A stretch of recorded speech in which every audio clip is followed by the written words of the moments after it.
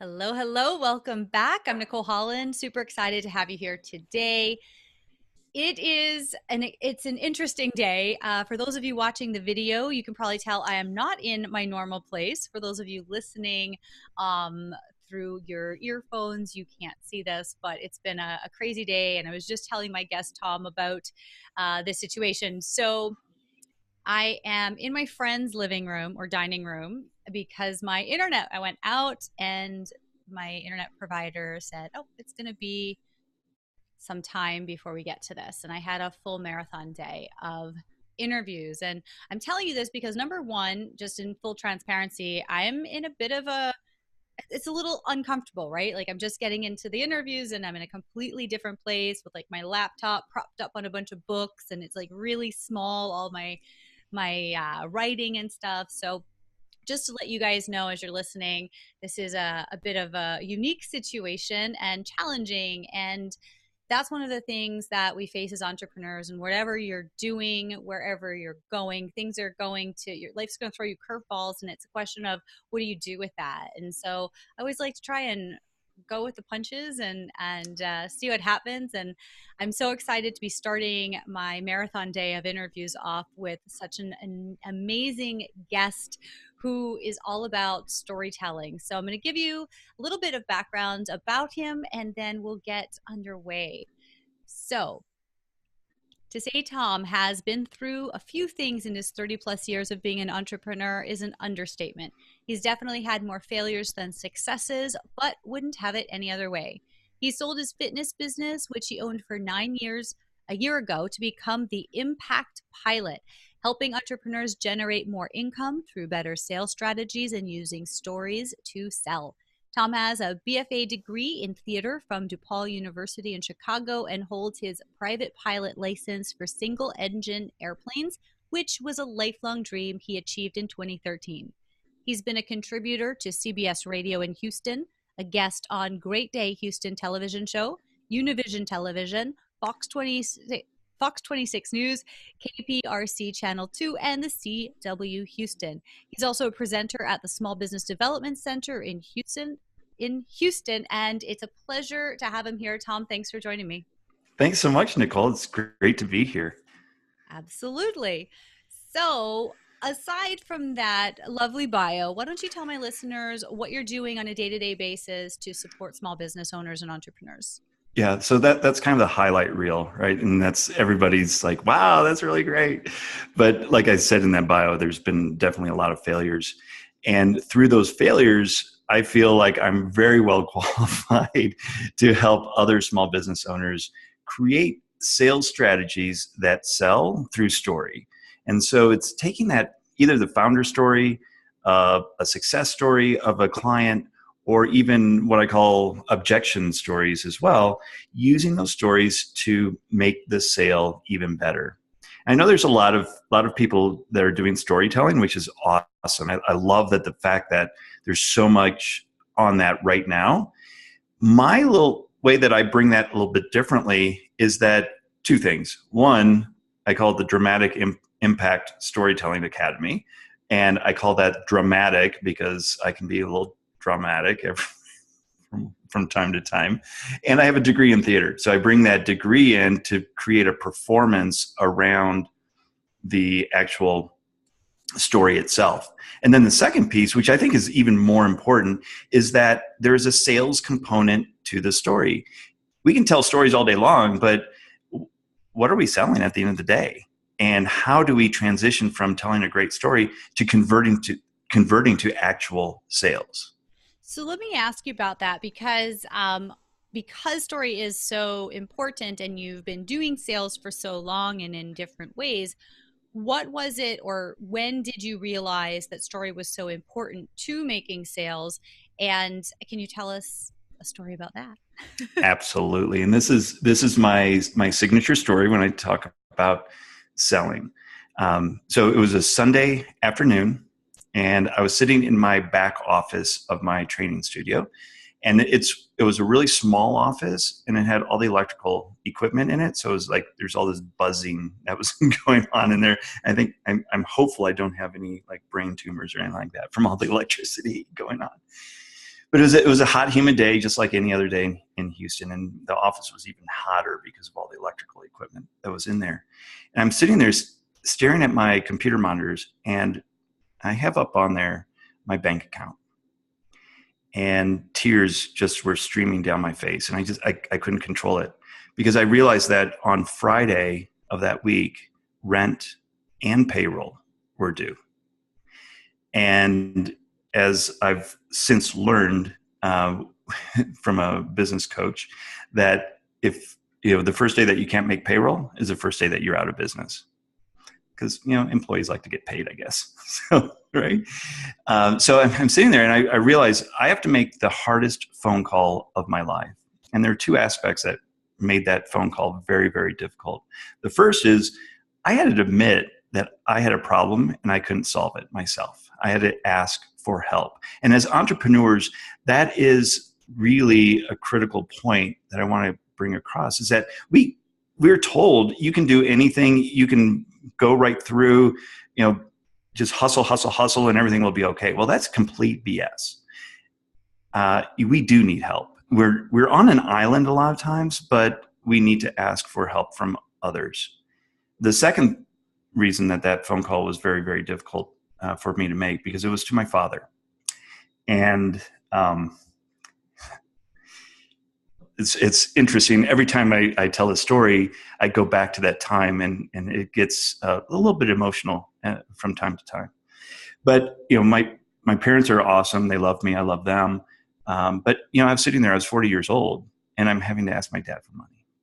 So I call him up, and I was like, he could hear it in my voice that I was really in a bad place. And he was like, son, I'll happy to help. How much do you need? I was like, 10,000.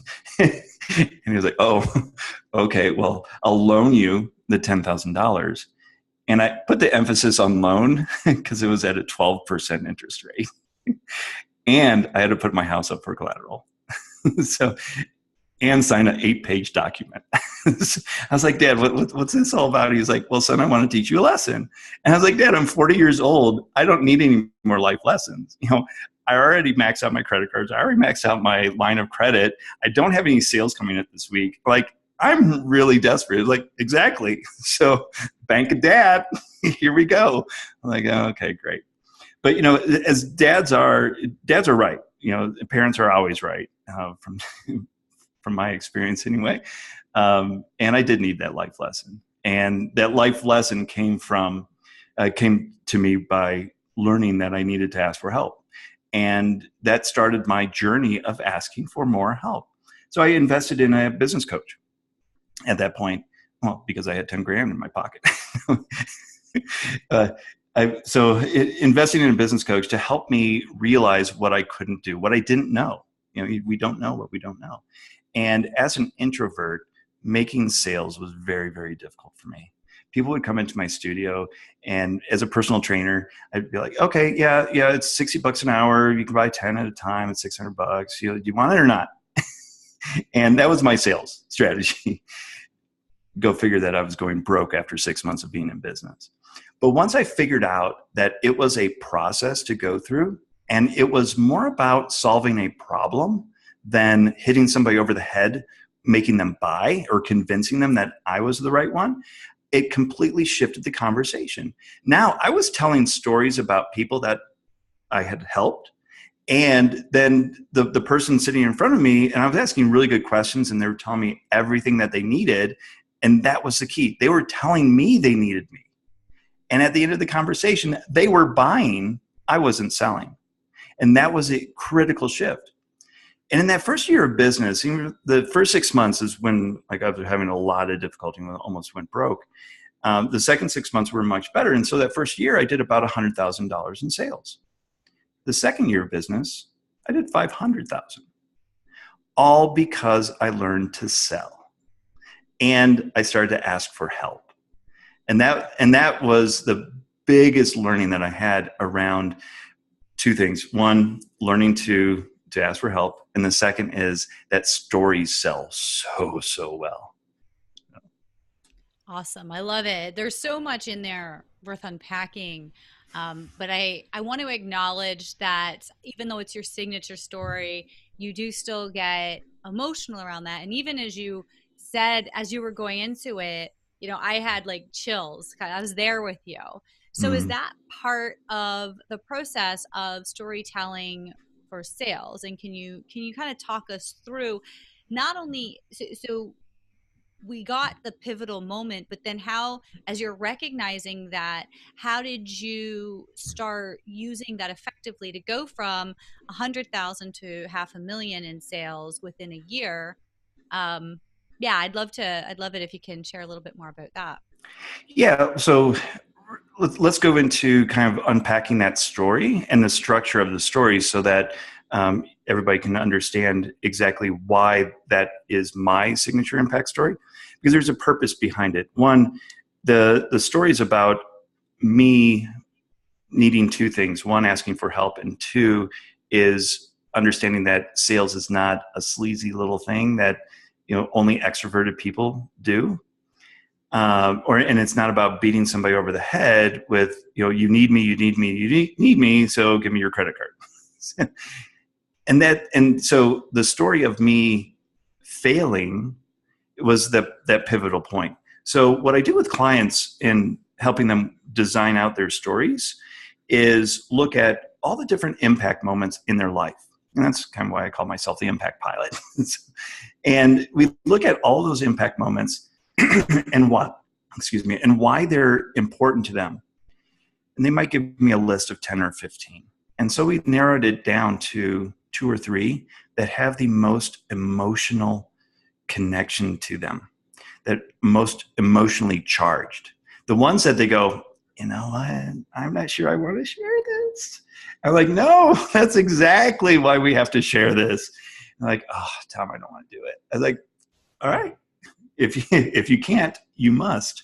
So we dive in and we really lean into that story. And I'm really sensitive through the process as well, because I don't want to be offensive, and going through people's story. But and I've never been accused of this, but it's always cognizant in the back of my head that, oh, you're just going to exploit my story to sell more of my products. I was like, well, that's kind of why you came to me for.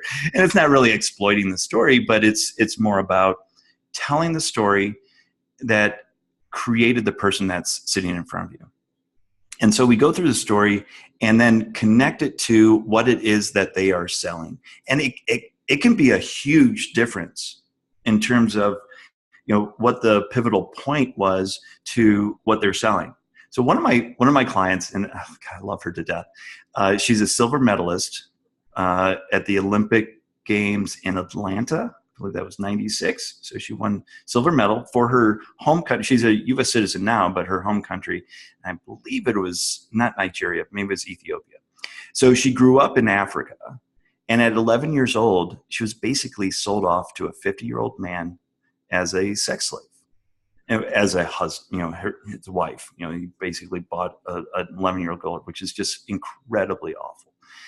And so her story is, going through that and realizing she had to run away from it.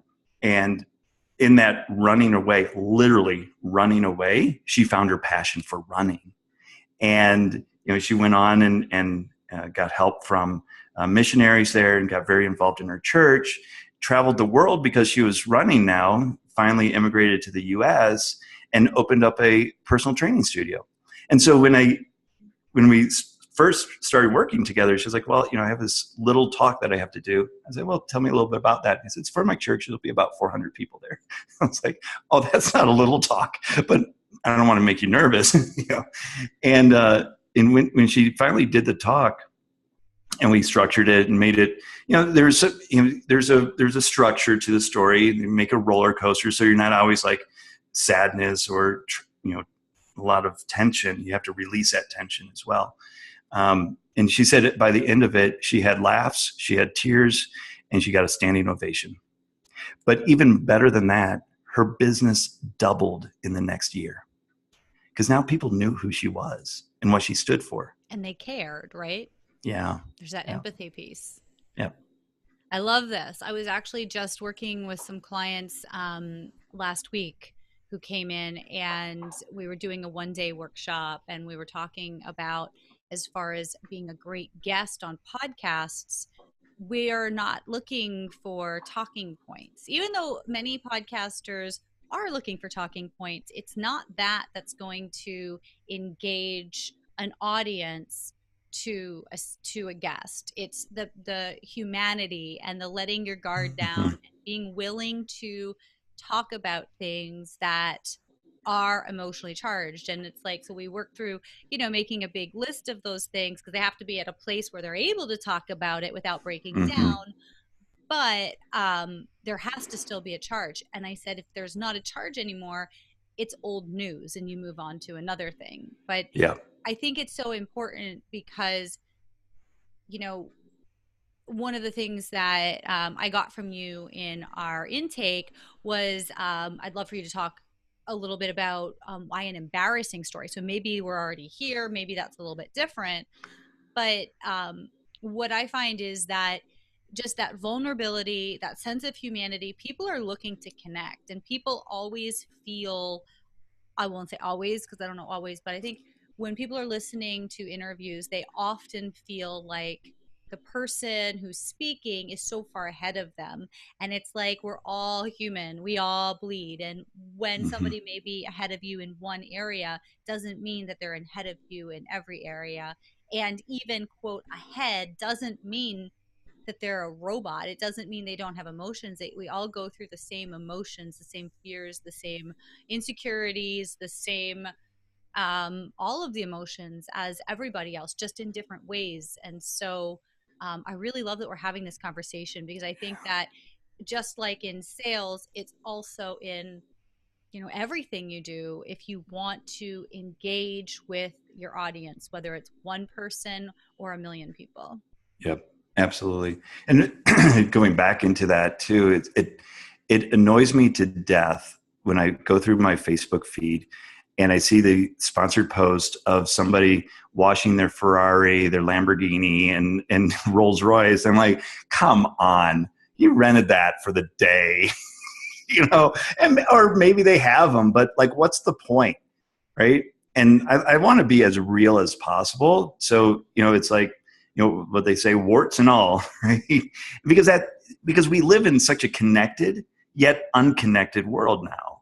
And we're getting everybody's highlight reel. It's like, look what I had for breakfast today. It was awesome. I made it myself. And then you don't see the mess in the kitchen behind them, right? So, we need to be more human. And I've seen this so many times. And I just had a client do a business networking international. So BNI, you do the 10-minute or 6-minute. She had to do a 6-minute talk. And she's a send out cards rep. That's her business. And nobody really understood why she was so passionate about send out cards. And so when I started working with her, I was like, okay, we need to find a signature story for you. And she told me this story, and both of us were crying on the phone. And it was that her mother, who was in a nursing home, she received a phone call, I think it was like a Tuesday, from the nursing home, that her mother had passed that day. The next day, she's still processing that. The next day, 2 police officers come up to her house. Her husband had been killed in a helicopter accident. Exactly. I was like, okay, well, Okay, I'm about to bawl. As soon as I'm like, oh my God. It was crazy. And so through everybody sends condolences cards, right? And so she started to get all these condolence cards, and they were from different businesses that she had done work with, and they were from different people. And she's very tactile too, and she was just going through them and just like, wow, this is really powerful.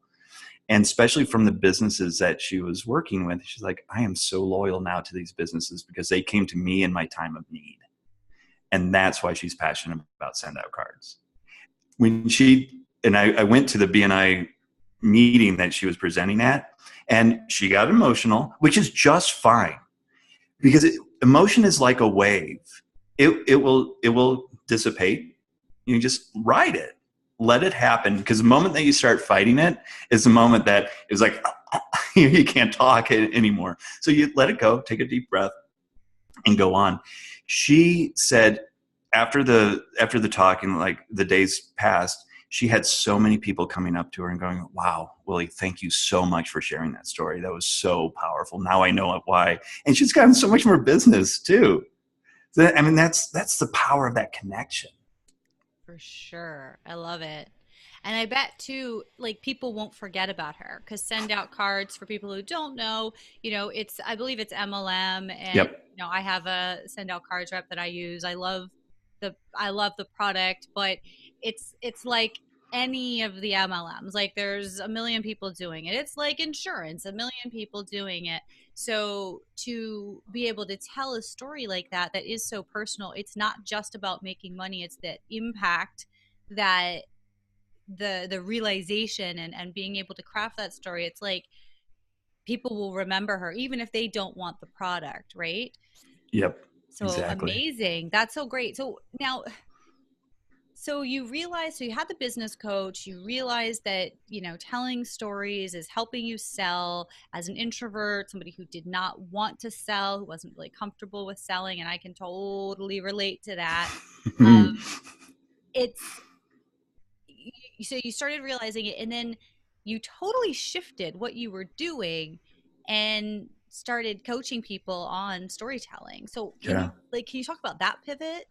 Yeah, absolutely. So in the business, I owned it for 9 years. In about year five, things were just going fantastic. I was training one or two people that I really enjoyed working with. And then the rest of the day I was just running the business. And I had a manager as well that was kind of nurturing as well to, really run the business. And then I got the opportunity to work for the coaching company that I had hired. And so I moved to Orlando. I started working with them and developed and started coaching fitness entrepreneurs on sales, on marketing, on employee management, just doing regular business coaching. And then, as one of our marketing strategies, I developed a 1-day workshop where we would go through all of our products, and at the back end of the day, we would sell the product. And by we, I mean I. So, and doing this, it was a 5-hour workshop, and the first time I did it was in England, and we had 60 professionals there, and I went through the whole presentation, and I was like, wow, I completely nailed it. This is great. I'm giving so much great information. And then I pass out the order forms, and it's like, just fill in your details, and we can get all these bonuses, and blah blah blah blah blah. And it was just crickets. I was like, really? 60 of you here, and nobody wants to buy this. I was so devastated.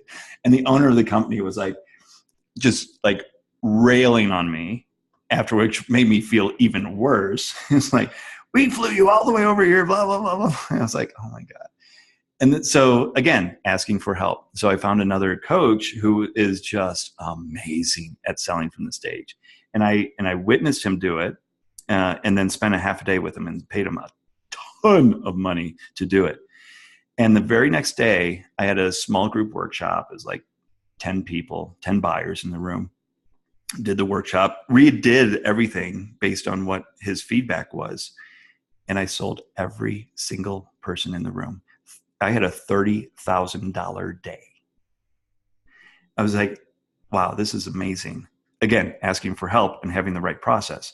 And then I went on and And I over think the next, I'm going to oh, butt in. I think also something not to go over quickly is the willingness you had to invest a lot of money into 1 day because you were clear on the problem you had and you knew that money invested was an investment, not an expense. And I think this is exactly. something I just wanted to stop you and highlight because so many people who recognize they have problems, they talk about them, and then they have the opportunity to work with somebody in a strategy day, and they're like, well, that's too expensive. And it's like, so maybe we can come back to this later because I think Yeah. that was so important what you did. And I'd love to unpack that when you're done with Oh your yeah, story. absolutely. Yeah. Well, I was just going back into that. I think it was like 10 grand for half a day.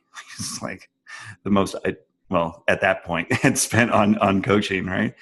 Um, but then I had a $30,000 day the next day. And then over the next 2.5 years, I sold $4 million worth of that product because I invested 10 grand.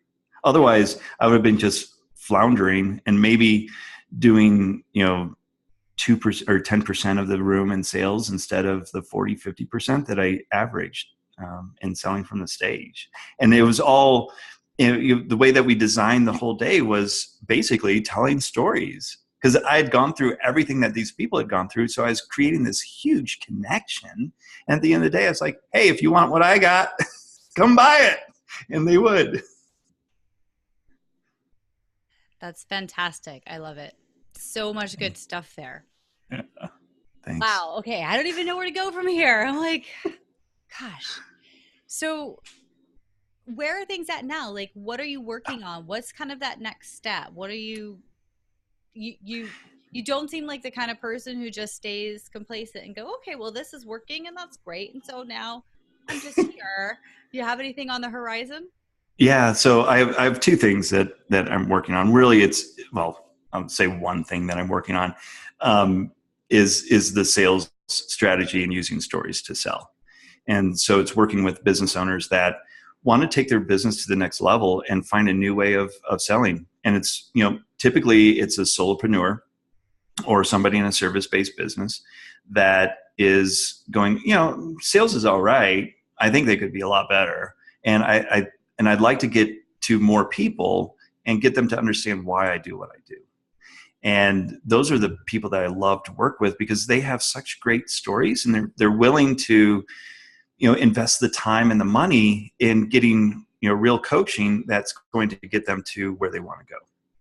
And so I put a full process together on, how to create that founder's story, like my signature story, and how to connect that now to their product or service that they're selling.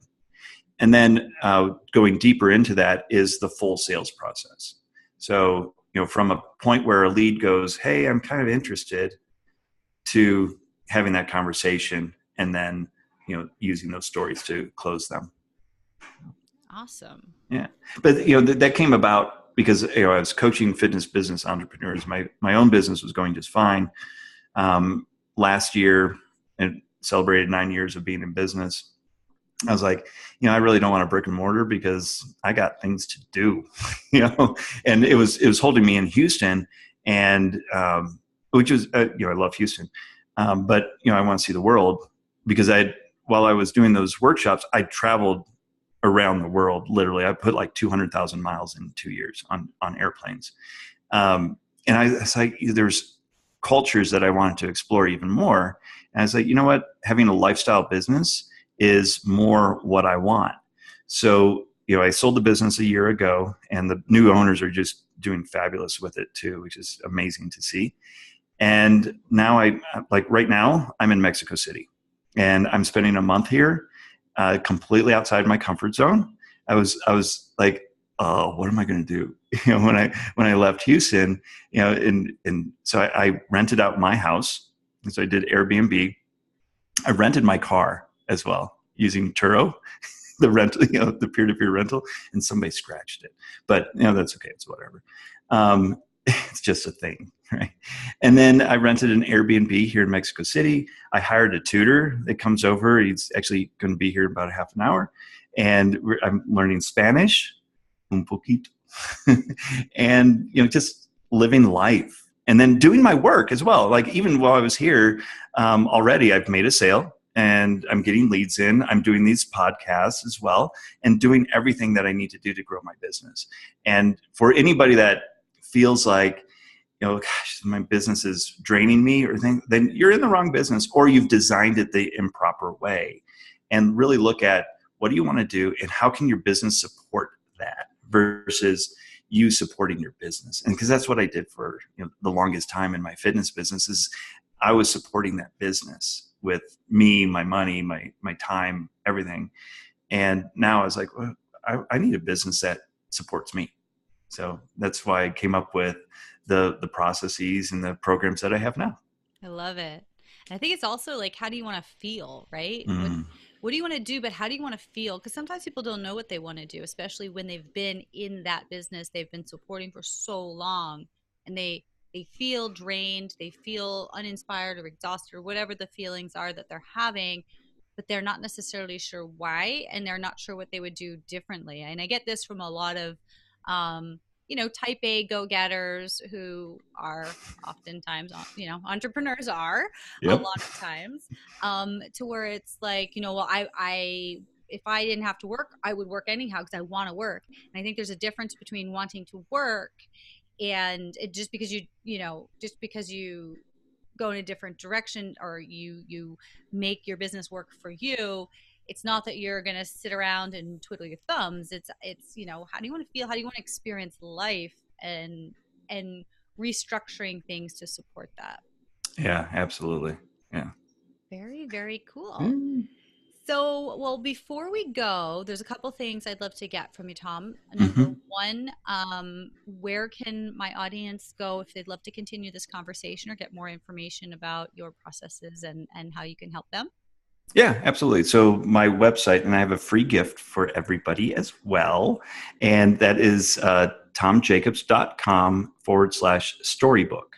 So it's 7 steps to building your own personal story, which is the first step of building a story that sells. So I want to give everybody that. And then when you download that book, there's also a little training that I went through with a client that I recorded live, and how I rearranged the story and created more drama with it with her.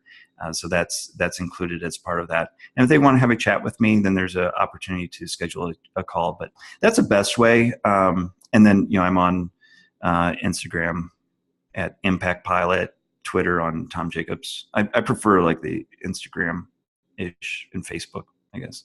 I'm not quite a tweeter. Okay. Sounds good. And all that'll be on the show notes page, of course. And do you have any kind of final words of wisdom like to leave us with? Yeah, absolutely. Don't be afraid to ask for help wherever that help comes from, whether it's just a colleague that you want to bounce ideas off of, or hiring a coach that's going to help you, explode your business. Wonderful. Well, thank you so very much for being with us today. I really appreciate and enjoyed this conversation. Thanks, Nicole.